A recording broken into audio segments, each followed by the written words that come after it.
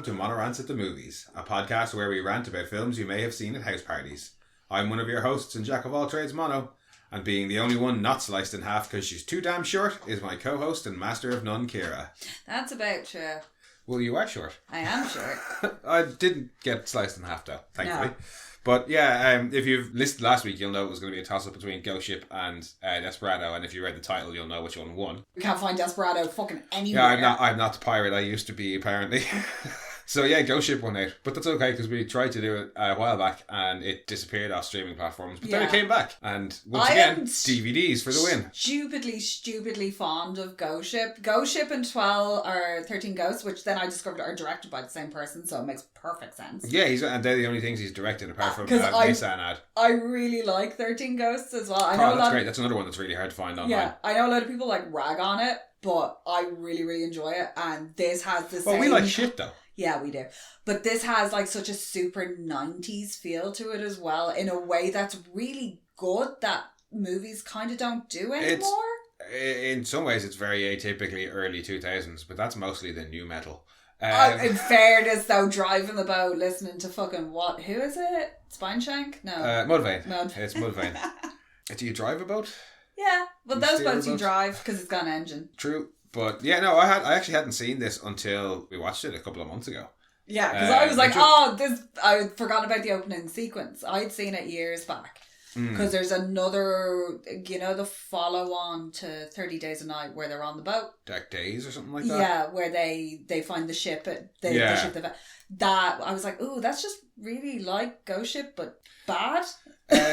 No, I just, this passed me by entirely. I don't know how, I had never really heard about it until a few months ago. I think somebody was talking about that. The opening scene online, and I was like, well, I'll watch it for that alone. And no, it's pretty fun. Yeah, it's not Mass Effect not Mass Effect at Sea. It's Event Horizon at Sea. Yeah. Oh, it absolutely is. It's got all the same beats. It's even got a couple of like the same when they come across the ship, and there's like there's very heartbreak, and like, it's so similar to the Lewis and Clark coming across it. There's very, very similar plot elements and plot structure, but like I wouldn't go so far as to say I wouldn't go so far as to say it's ripped off, because like you can do it's a haunted house. It's a haunted house at sea, and like in the same way that's a haunted house in space. Yeah, well there is a bit more to it. Like there the similarities don't just stop there. Like. Yeah.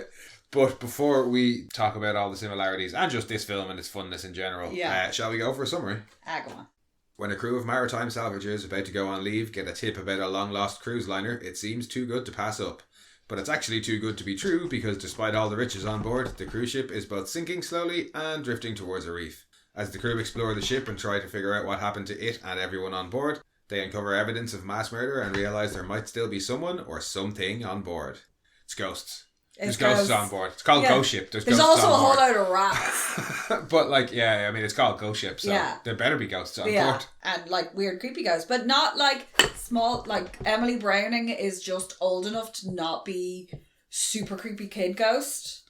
No. A more helpful, like... Well, she is the helpful ghost character. Yeah, and then, but even though when you see her in like the full ghosty get-up, it's not the same as like evil small child. No, but again, they had to make her look ghostly, but not scary, because she's not supposed to be... She's like kind of very sad. The scariest thing about her is when you see her actual corpse. Yeah. Because it's all... Yeah. Poor thing. Yes. Well, at least because I had forgotten what happened when we sat down to watch it again for the podcast, and when everybody else dies... She possibly has the worst death of anybody there. Like I was like, I kind of forgot that there's other people that are going to get killed and stuff, and I was like, did she just starve to death? Yeah, it was like, is she there all by herself drifting alone, and then you see her body later on, and you're like, oh no, the movie, and then you get the story and you're like, oh, that's okay. Well, but it's also like her death is probably out of everybody else's the most tragic, because she knew it was coming, because she'd been fleeing for her life. Yeah, but while the movie does answer the question of what happens to her, it doesn't answer the question that I had fairly shortly, or actually just before, when everybody gets sliced and you see what happens to them, they all start to fall apart. There's one guy who gets sliced through the chest. Oh, his pants fall down. And the lower half of his shirt and tuxedo fall off, which fair enough, because they have been cut through. But it's suspenders. Maybe No, he you had see a belt. I'm nearly Oh. positive you see a belt. Was he like suspenders don't and see- a belt? But you don't see any suspenders. Yeah. So, yeah, his pants fall down, but they really shouldn't because they didn't get cut through. Oh, the captain. I think the captain's the worst one. Right through the mouth. And he's Yeah. turning to look at her, and then everybody just lying on the ground twitching. There And was reaching for bits. They did bring Emily Browning into the makeup when they were putting on all the prosthetics to show her so that she wouldn't be like fucking traumatized by what was going to happen, so she could just see where things were going to be. Because that is like, if you didn't know, like, you could still be told, oh yeah, no, don't worry, it's all fake, but that is a lot of stuff to have going on around you. There was a thing in the trivia about how the producers, they wanted to have everybody decapitated, but the producers were like, no, that's fun. That's too gory. No, I thought, like... I liked that it went at an angle, and you saw, like, the things like it went through the wine glass, the tops of all the flowers going, bits of, like, people are cut through just their legs, so they had to be presumably shot later on. But there's somebody who's, like, it's only, like, part of their fingers. Yeah, no, it's all, like... So it's not clean through. Like, it's very messy. That was the thing that I thought, and again, I don't know, maybe this is like in American Psycho where we were saying that maybe just we're like a little bit overexposed to the violence. But if I had a choice as a horror fan between everybody just getting straight decapitated and a whole lot of heads rolling versus what we got, I'd always pick what we got because like. It's more realistic. Variety is the spice of life. Like, don't just give me all decapitations. It gave the special effects department a chance to show off, and it's such a cool thing. I think that was how we ended up talking about it again, because it came up on a list of top 10 best opening scenes. I'd put it up there with like the Final Destination. Oh, the sort of like the generational trauma the second one. Well, yeah, no, but just in general, like of that kind of idea of like a set piece death for a whole bunch of people. I'd put it up there with like Final Destinations, or it's got that kind of not soft. You can see it coming, like with the cable starting to snap and the tension building in it. Everybody, the glitz and the glamour, and it's an Italian cruise, and it's all very luxurious because they end up saying, that Love Boat intro to the film is brilliant. Just, I really like the intro. And it's like so luxurious and glamorous, and you've got like the steward, everyone's kind of being nice to the poor kid who's also on her own. Yeah. Like, she's being sent over to her family. Yeah, you find that out later on. Like, and the steward's kind of trying to be nice to her. Yeah, keep her entertained, and the captain takes her for a dance. Like, they all feel very like protective of her, and then for everything that goes down, and they do try to protect her as well a little bit. Well, when you find like at the end, the kind of flashback to everything that's happened, but no, that opening is just and the horror of this little girl in like an Alice in Wonderland style blue dress, just standing in the midst of all this carnage. And it's so clean as well that there's not a drop on her, really. Yeah, it's almost... You just see it like dripping off the little bit of wire. It's almost a shame that it's straight away in the movie, because I do enjoy the film, but nothing afterwards tops it. Yeah, is it spectacular really. That I love the end montage, but we'll get to that when we get to it. But if they could have maybe shown us something else at the start to show us that the ship got fucked. Yeah. Except for everybody getting sliced in half on the deck. And keep that to a bit later on. But then I suppose that is also how Katie is introduced to us as well. Yeah. It's just, I just think it's just a little bit of a shame that that's such a high point comes so early. Yeah. Because the rest of the film is fun and it's good, but like it really is. So like you're then introduced, it's like modern day, because that's like what, 1960 odd? It's like 1964. 1962 or something like that. Yeah.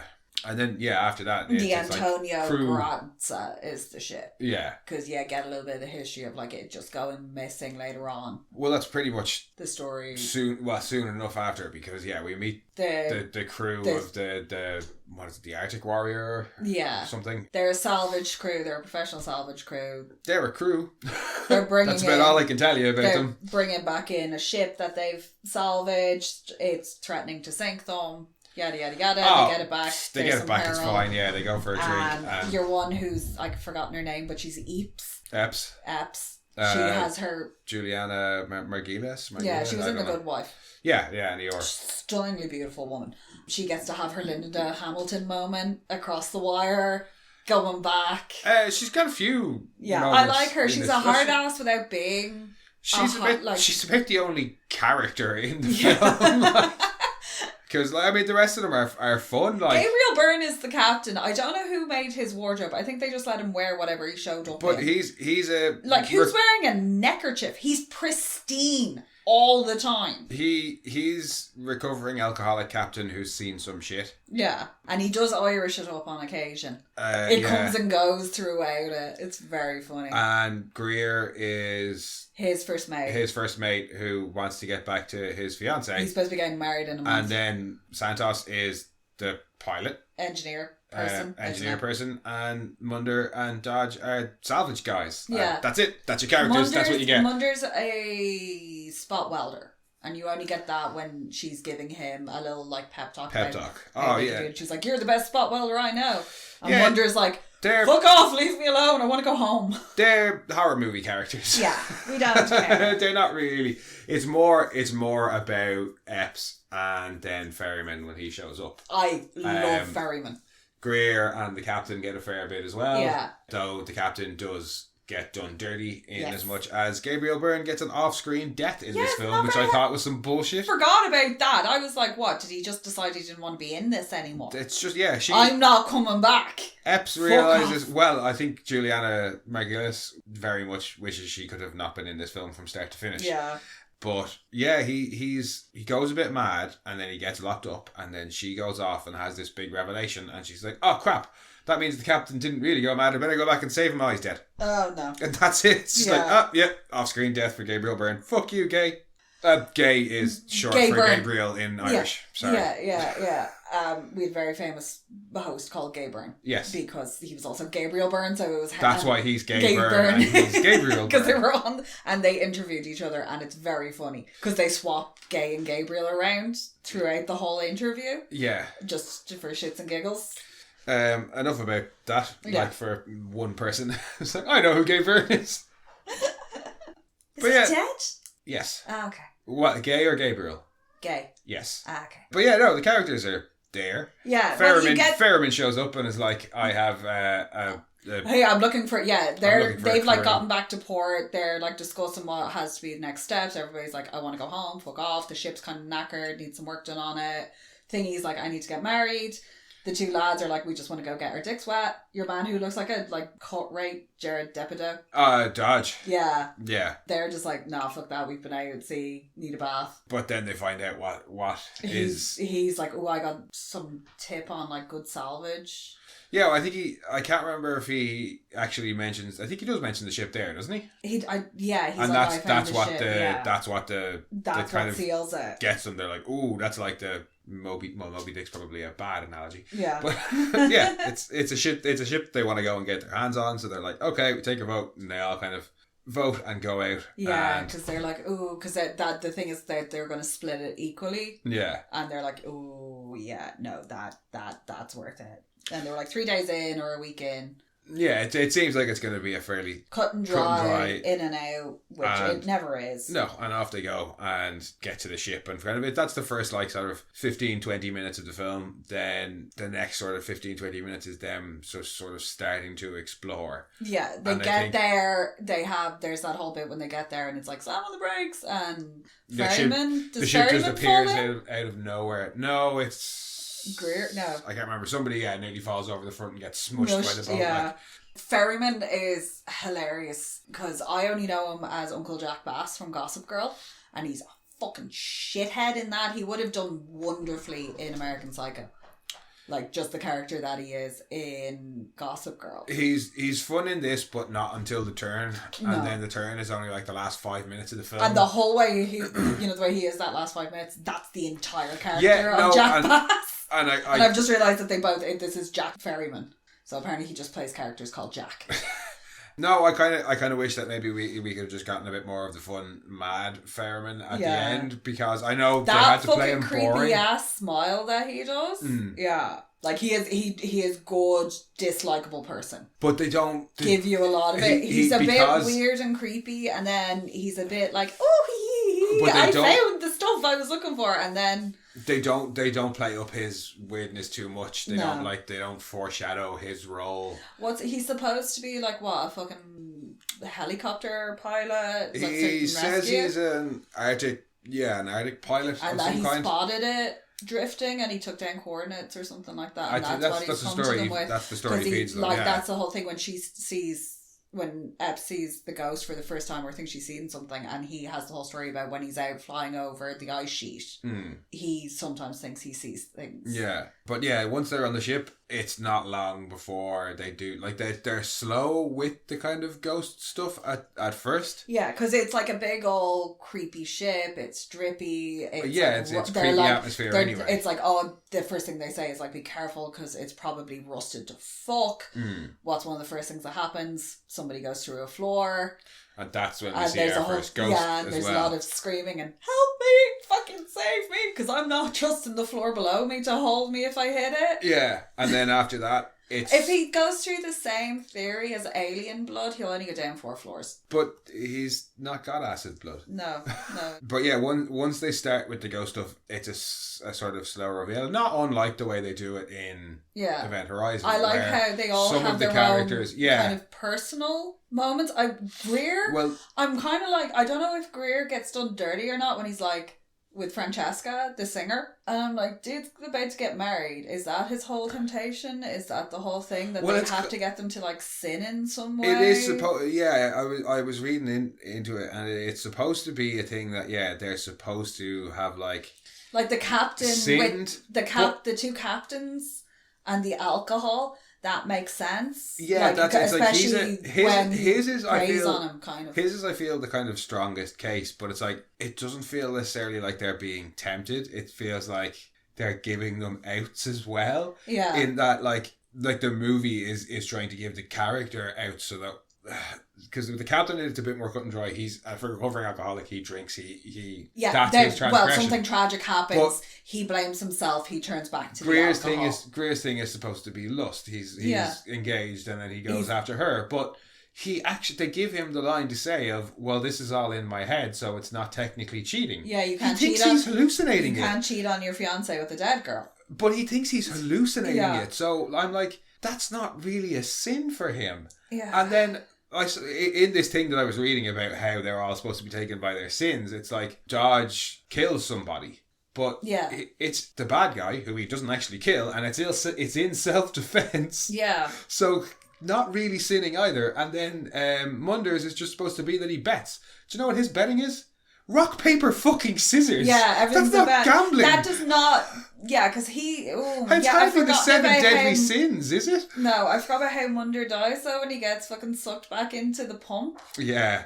And I was like, that's a nasty death. But yeah, You're chum now, boy. I didn't have a problem with it. Until that bit. I didn't have a problem. Until you started reading it. Until I started reading it, and that this was supposed to be the director's intention, that they're being like tempted. And when the little girl Katie is actually talking to Eeps when she finds her room and she finds her body and she picks up her locket and she opens it, and they start to have the conversation, and she's like, oh, there's ones here who aren't marked, and she's like, oh, when the boat's full, they send the boat. He's collecting souls. Yeah. And when the boat's full, we'll all go off to wherever. Yeah. And that some people are marked and some aren't. And he can only take marked souls, but she's still trapped there. Yeah, she's the only one I think she's supposed to be the only one who's not marked because she's an innocent. Yeah. Whereas everybody else has sinned and can be taken to hell on the boat. Yeah, and the whole deal that he made at the end, it gets very, like, fluffy. Yeah, that kind of comes out of nowhere, because it's like it could just be a ghost ship for horrible deaths, or that could have been like some sort of cursed gold or something. Yeah, because I was because they end up finding like these crates with these bars of gold on it, and I was just like, ooh, Nazi gold, especially when they're like, oh, they filed down all the markings. I was like, definitely Nazi gold. Yeah. And was like, oh, fuck me, did somebody kill everybody on the ship to get the gold? But then why is the gold still there? And then the gold becomes this big temptation point. The gold, the gold becomes a temptation point for getting people to do like nasty shit. Yeah, because greed is always, people will always do horrible things when and it's unmarked gold. And if it is going to be all about the same way they all, when they find it and open it all up and look at it and are like like they're a bit more rational about it. But yeah, their still immediate instinct is we're rich, we're done. Put the gold on the ship. Let's get out of here. I think with them finding the gold, I think it's supposed to be Fairman using it as a delaying tactic. Yeah. With the initial massacre on the ship, the gold is used as temptation to get them all to do it. With them, they find the gold just when Epps is like, let's get the fuck off this ship. Yeah. And he's like, oh, hang on. Because he's the one who runs in there. And then she sees the crate moving and it's like, what the fuck is that? And then he kicks the lid open. Yeah, because he's the one who they're going somewhere else and he runs off to the Jag. So yeah, I think... And then goes, hey, what's in here? And this is just after they find all those lovely bodies in the laundry room. Yeah, that's it. I think she just wants to get off the boat and he's like, well, no, I need you guys to stay, so I'll show you the gold. That freaks her out is they find all these bodies floating and they're like, these are fresh. These aren't people from the 60s. These were people who were here maybe like a week, 2 weeks ago. Yeah. Something fucking happened to them. And she does the smart thing, which is, we're leaving. But in her attempt to find every week, because they've spread out to see. Do they answer who those other people were? Or are we just to assume? No, they're just like, I think they just assume they're other scavenger, other that people he have come did out. The same. No, I assumed it was supposed to be... Oh yeah, that's somebody else. It's that's another crew team. that he did it a few weeks ago. When she works out that this ship is like sinking. Yeah. Because there's a hole, because it's been hitting into these rocks and that it doesn't really work. So he's brought them there to try and fix it. Yeah. And they get that's it, yeah. They've been able to patch it up. It's not... That's why he leaves the three of them alive, because they can fix his ship. And yeah, just like I really enjoy all of that, like the way she finds the bodies, the way she gets the story piecemeal from Katie, and then when she's shown, we get the full show at the end. Like, I like the way that the mystery unfolds, but then when he gives his explanation at the end as to what's what he is and everything he's doing, I was he's just like, made a deal to give. I was just like, oh, okay. Like the first time I watched it, I was like, oh, I thought it was just going to be something. Last I checked, Sharon didn't go around like. Well, he's not supposed to be Karen. He's not supposed to be Karen. I know, but just yeah, that's. But yeah, I wasn't expecting him to be like. In fairness, he's not doing a very good job. If they've all been floating around on that ship since the 1960s, and that's all he's managed to lure out to it. Well, we don't know how long he's been at it. Yeah, but it's supposed to be a full ship. There was 900. They give the totals for how many people were on board. It was like 400 passengers. It was 1,100 people altogether. Yeah. 500 staff and 600. How many more does he need before he can like zoom off with it? I don't know. They said when the ship is full. I was like, surely the ship is full. Yeah, I don't know. Yeah, it's that's also part of the reason why I feel like it's when his thing just kind of complicates it more. I'm like, the gold could have been cursed. Yeah, why could it could have been like cursed nasty gold? Yeah, it could have been like Roger's gold poop diamond thing. Oh my god, that makes everybody murder each other. Yeah, and just that the horror of that is what caused the ghosts, because they're and they've been drifting spirits. ever since. Like they need somebody to find them. I wasn't expecting a soul collector. I mean, you can even have him be a secret bad guy in some way if you want, but the soul collector thing threw me the first time I watched it, and I'm like, they unravel the rest of it so well, and then he's just like, yeah, I'm a demon soul collector. And you're like, okay. I'm the reason that all of this happened. And he's the only survivor from the Lucille as well, so presumably he had all the souls from that ship. Yeah, he went... Because that's what sends the captain over the board, is he's going through the photos with the other captain, and they're I know that. Survivor, and they show, and presumably it's him, and they bring the gold bars over. So, it's something to do with... Was the Lorelei, I think is what Sorry, that was called. The Lorelei. Was the Lorelei his old ship and it sank, so he was like, now I need a new ship for transporting people around. Because Lorelei there's a German poem called like the Lorelei, and it's the siren. Yeah. So is he just trashing boats all the time? He can't sing. He's got some gold, and he's like, "Come on, love. Yeah, I got some gold bars for you back on me boat." He raises more questions than he answers. Yeah, I feel it's brilliant performance. It is. Yeah, He's very fun because he's so shifty. It's just well, as I think back on it now, I'm just like, and as I said the first time I watched it, I was like, oh, I wasn't expecting you, but yeah, he raises more questions than he answers. The rest of it, I'm fine with. I'm fine with gold, and I'm fine with ghosts, and like, no, it doesn't. I do enjoy the swimming pool filling itself up with blood. Yes. And then when it dips under the water and you can see all the bodies. I particularly enjoy the restaurant dance floor area putting itself back together. Yes. That looks fucking class. Because he's drinking a big old barnacle crystally fucking magnum of champagne. Do not enjoy when they're like, oh, the food's 40 years old, it's fresh. I got that kind of, it's more just Munder and Dodge selling it, being like, this food is so good, oh shit, it's maggots. Yeah. What's wrong, Michael? It's just noodles. And then them hanging out in the chiller later on. This is a dick move. Yeah, they're fucking assholes. They're but they're kind of justified because they're like, oh, well, you were fucking with us. Yeah, they don't realise she's found a whole bunch of bodies. Yeah. No, it's a bit of a jump scare fake out is all. But those two are hilarious because they're just fucking knuckleheads. Yeah, no, they just, that's kind of it. I wouldn't go so far as to call them like comic relief. They're not really that, but yeah, they're kind of the non-serious jokers of the crew. Like, they're the ones who are always playing rock paper scissors, and Munder was always losing. Yeah. But no, as much as I did kind of moan about Ferriman there, I still really, really enjoyed the film. Yeah, like, it's not fun clever film or anything, God, no. You know what I mean? But I'm it's happy to throw it on and turn my brain off for an hour and a half. If you want just a good actiony, because it's not really, ooh, peril. There's one or two jump scares, but... To go back to, say, Event Horizon, if you were in the mood for something like Event Horizon and you're like, it's a bit heavy. Yeah, I want to sleep without a light on. This would be a fine replacement for it. This one you can laugh at. Yeah, it's Event Horizon light in that regard, like... No, but it is. It's not as serious. It's not as scary. It's not quite as dark as Event Horizon. It's still a good film. Yeah. Like, you know? No, just because I did do an awful lot of bitching there. I felt it's probably worth saying. No, I did enjoy it. No, I love the montage of events when Katie's like, let me show you. Reveal kind of. And it moves around the ship and you get to see all the different... kind of everywhere they had moved through.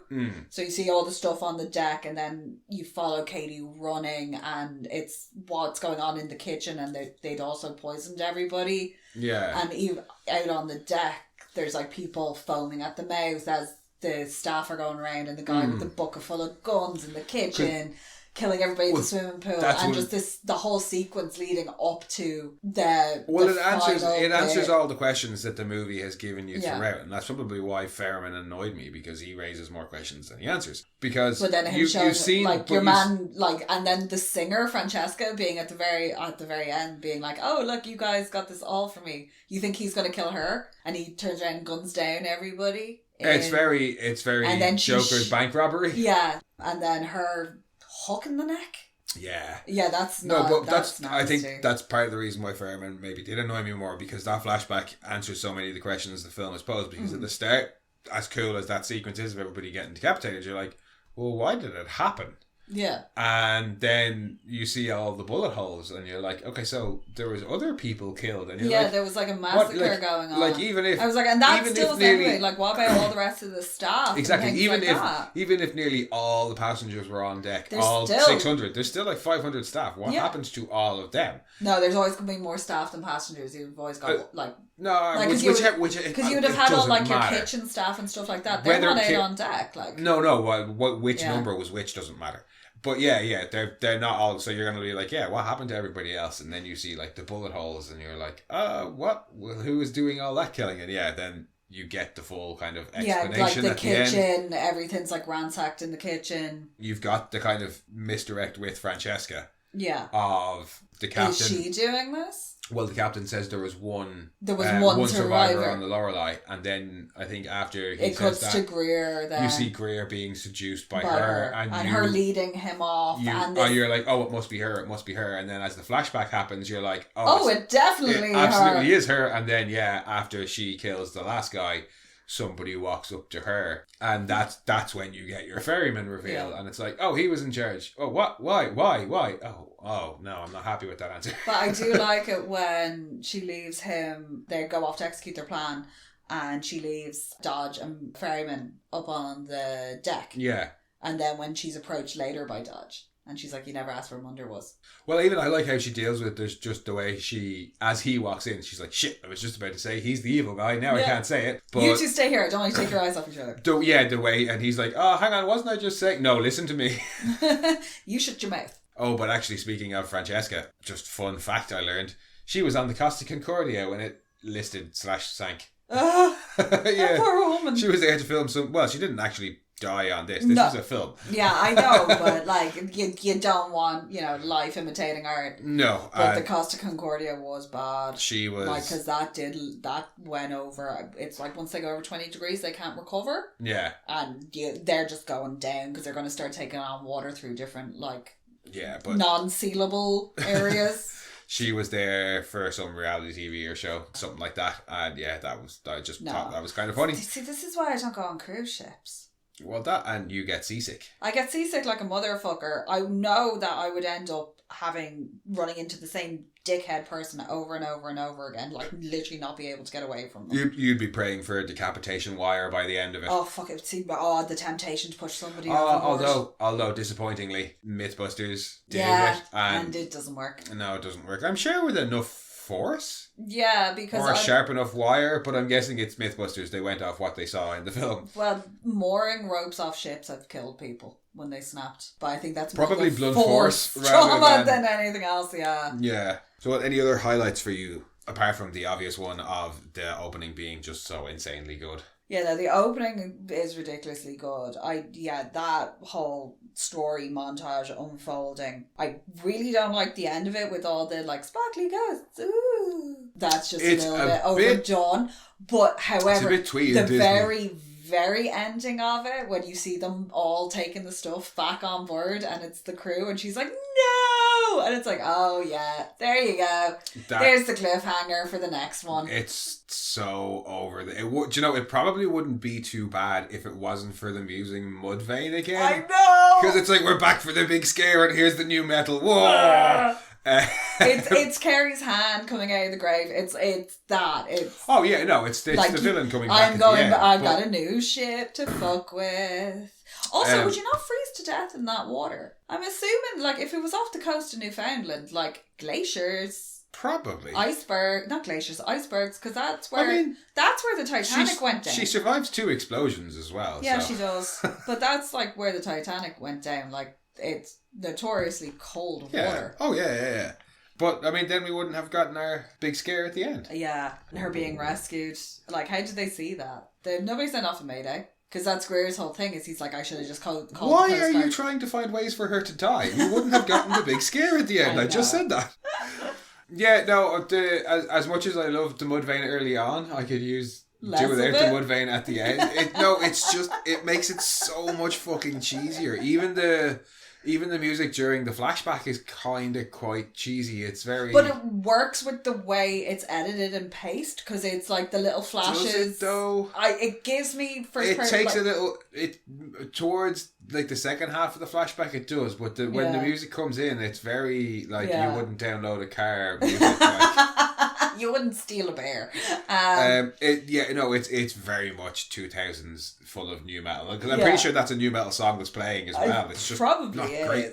It's like the fucking what was it? Buffy's end credit music. That's god awful. Supernatural has one as well. Yeah. The Supernatural one is worse. One. Yeah, but it does have a bang of that about it. The music in this, as compared to last week, doesn't quite hold up. No. I love Mudvayne, but just there's a time and a place. Yeah, that's not essential to this. No, there's a time and a place for new metal, and it's rarely in films. I'm gonna be honest with you. I love new metal. I love me some new metal, but it rarely works in films. Yeah, and probably the worst offender is Queen of the Damned. Yeah, it's both the best and the worst example of it. Because, if you're going to put new metal in any film, it may as well be Queen of the Damned. Yeah, especially when he did that to Queen of the Damned. Oh. We should probably cover that at some point in the future. Oh, we don't enjoy it, but, it Twilight broke the sacrosanct rule of covering films that we enjoy, so... Oh, apparently we're officially out of Hoa Hoa Hoa season, though. Well, yeah, no, we are covering a film called Ghost Ship this week, but it's not Halloween anymore. No. Like, that was Beetlejuice was supposed to be our last one. We were supposed to move on to Desperado, but no. Yeah. And I can't remember what we're doing this week or next week at the minute, but it's probably something else horror related. No one knows. No, this is like switch your brain off film. Yeah, they wanted to make it. They were going to make it like a mad Shining. psychological. Yeah, it was That's The Shining, and it was going to be bloodless. It was all just going to be in their mind, and then they just were like, do you know what? Let's just make it a slasher gore, and it's not even really that. You can see elements of the old script when like the communication between the crew starts to break down. Yeah. But then it all seems to be fine again. Yeah. I'm just like, is that there? I think is maybe holdover from the old script. Yeah, there's some bits it looks like that they just kind of. But yeah, so maybe that version of the film might have been one that required you to think a bit more, but this version of the film, nah, you don't need to think. Like I say, the characters are kind of barely there. It was like in like they're better developed in Doom. No, I wouldn't go that far. Well, because like continuously makes up two of them, but they have like identifiable traits. Like one's a religious nut. Yeah, like, you know that they're going to get kind of killed off in this, so you kind of don't really care. Well, I certainly didn't anyway. But like, I wasn't watching it for that reason. Like I said, it's horror light. Yeah. It's not like action horror that it's something that you put on for like your early teenager kids that you can kind of fuck with them. Like by switching on and off the lights and shit while they're watching it. It's not. I don't think it's a particularly scary film either. It's actually a really fun kind of sleepover film. It's that kind of one, like if you were a teenager and there was a group of yous and yous can kind of scare each other. Put it on for your shitty teenage kids at Halloween. Like, yeah, I suppose it is that kind of film. And then go downstairs and start fucking with the fuse box and really scare the shit out of them. But no, I don't think it's that kind of film. No, but you can still scare, like, fuck them. That's what I'm saying. Like, No, that's The Omen.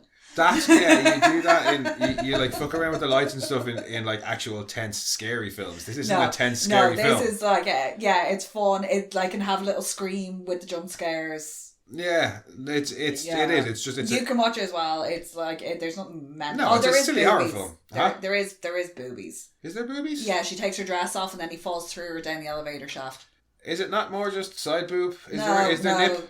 Yeah, there's a bit of nip. Didn't particularly It's literally for a second, she's just like, she takes her dress down and it's as he walks up to put his arm kind of like around her on the frame. Just before he falls through. And then he just goes straight through her. There's only just a little bit of nip there. Yeah, it's just a touch of nip. Just a little bit of nip. Fair enough. I didn't see the nip. Yeah, it's literally like split second. It was like, oh, boob. Oh, never mind, he's dead. Ooh, nasty rebar. Ugh. I don't know if that would make this film inappropriate. Just because there's a tiny bit No, of but just there's a bit of nip if you're a 14-year-old boy. When have we ever been recommending films for teenagers to watch, in fairness? Apart from when we did kids' films. And even then I'm like, these might traumatise your kids. Cause well, yeah, and they were traumatising for kids. Yeah, there you go. The only time that we did films that were for kids were films that weren't suitable for kids. But were made exclusively for children.